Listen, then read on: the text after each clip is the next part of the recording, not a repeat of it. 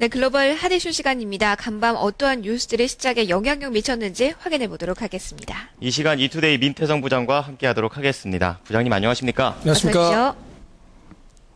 네, 내용들 하나씩 확인해 보기 전에 헤드라인으로 정리해 드리겠습니다. 뉴욕 증시가 오늘 쉬어가면서 거래를 마감했습니다. 다우존스 지수는 막판 뒤집기에 성공하면서 강보합권 정도에서 거래 마감했는데요. 전일 대비 2.7포인트 상승했습니다. 미국 하원 공화당이 현지 시간 12일 10년간 4조 6천억 달러의 재정적자를 줄이는 방안을 내놓으면서 이른바 오바마 케어를 다시 공격하고 나섰습니다. 이탈리아가 신용등급 강등 이후 처음 실시한 국채 입찰을 마무리 지었습니다. 낙찰금리는 1.28%로 지난해 12월 이후 가장 높은 수준을 기록했습니다. 부터 해보도록 하겠습니다.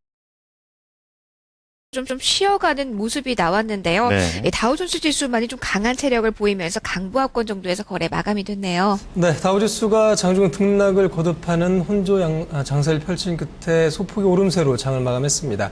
7거래일 동안의 상승세가 좀 부담으로 작용하는 모습을 나타냈습니다. 시장을 좌우할 만한 특별한 재료가 없는 상황에서 관망세가 좀 대두된 것으로 볼 수가 있을 것 같고요. 신고가 용신에 따른 피로감 역시 이어지고 있는 것을 전문가들은 풀이하고 있습니다. 또 다음 주에 FOMC를 앞두고 관망세도 계속해서 이어질 수 있다라는 전망도 힘을 얻고 있는 모습이고요. 일각에서는 본격적인 조정보다는 숨고르기 장세가 완연하다라는 평가가 나오고 있습니다. 오늘 시장을 좌우할 재료보다는 개별 종목별 재료에 더욱더 관심이 쏠리는 하루였습니다. 네, 그리고 미 정치권의 예산 협상이 또 난항을 겪고 있다는 점도 이 시장에는 좀 부담이 컸죠. 네, 이른바 오바마 케어를 둘러싸고 공화당과 백악관의 협상이 계속해서 난항을 겪고 있습니다. 하원 공화당이 10년간 4조 6천억 달러 정도의 재정 적자를 줄이는 것과 관련해서 오바마 케어를 다시 공격하고 나섰는데요. 폴 라이언 하원 예산위원장은 10년간 4조 6천억 달러의 재정 적자를 줄이는 방안을 제시했습니다. 이와 함께 오바마 대통령의 건강보험 개혁법을 폐지하고 사회안전망 프로그램 축소할 것을 포함한 것으로 전해지기도 했습니다. 네, 그렇다면 세금 인상 없이 복지를 줄이자는 것이 공화당의 새로운 제안의 핵심이라고 봐도 되는 건가요? 네, 그렇습니다. 라이언 위원장은 세금 인상 없이 오바마 케어 폐지만으로 1조 8천억 달러의 적자를 줄일 수 있다라고 강조했습니다. 저소득층을 위한 의료복지인 메디케이드에서 7,500억 달러, 노인층을 위한 복지인 메디케어에서 1,290억 달러 정도를 줄일 수 있을 것이다라고 강조했는데요. 이라크와 아프가니스탄 정쟁 종식으로 9,310억 달러를 줄일 수 있는 안도 포함된 것으로 전해졌습니다.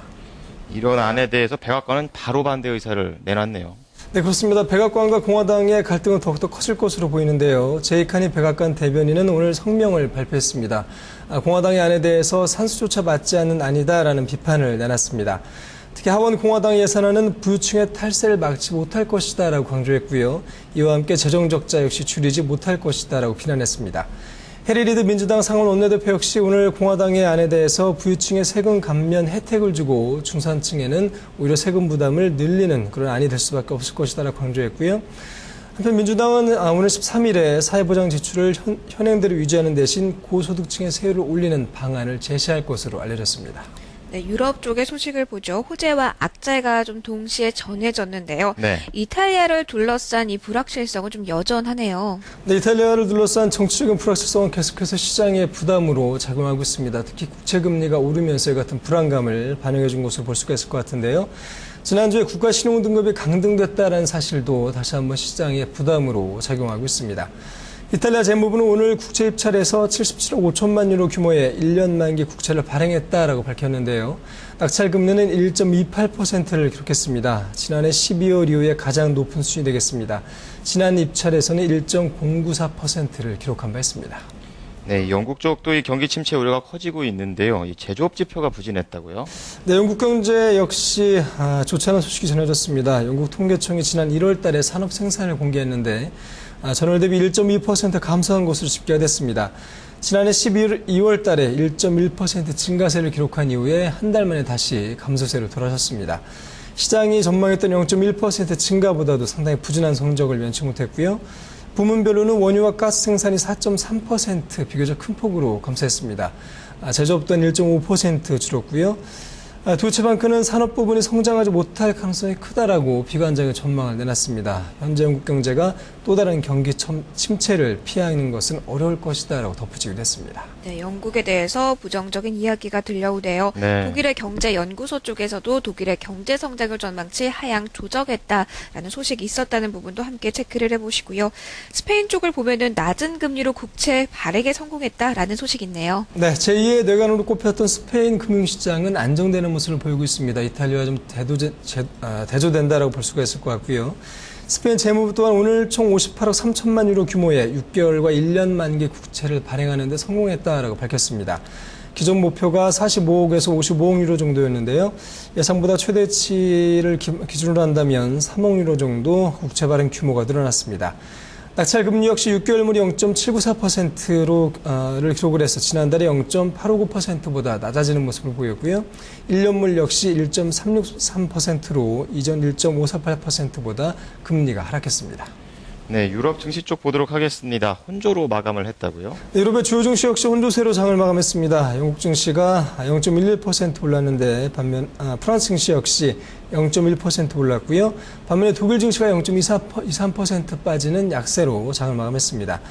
특징 종목으로는 거대 구리 생산업체인 안토파가스타가 3% 올랐는데 배당금을 전년 대비 2배로 늘리겠다라고 발표한 것이 호재가 됐습니다. 반면에 세인트 제임스 플레이스는 3.2% 빠졌고요. 로이드 뱅킹 그룹이 지분을 축소하겠다라고 발표한 것이 악재가 됐습니다. 마지막으로 상품 시장은 어떻게 마감됐습니까? 네, 오늘 주요 상품 가격은 오름세로 장을 마감했습니다. 국제유가가 배럴당 0.63% 올라서 92.64%로 현재 시간의 거래에서 움직이고 있는 모습이고요. 금값 역시 오름세입니다. 0.89% 올라서 온스당 1,592달러로 거래가 되고 있습니다. 네, 민태성 부장님 오늘 말씀 감사합니다. 감사합니다. 고맙습니다. 네, 오늘 이야기된 내용들 헤드라인으로 다시 한번 정리해드리겠습니다.